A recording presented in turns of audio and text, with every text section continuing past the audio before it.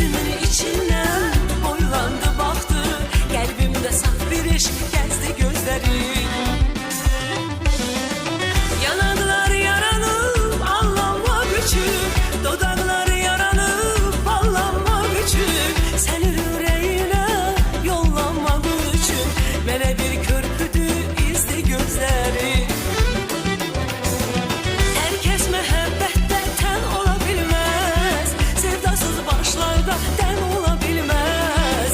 Hamı Leyli olup men olabilmez, ruhumu canımla üzdü gözlerin.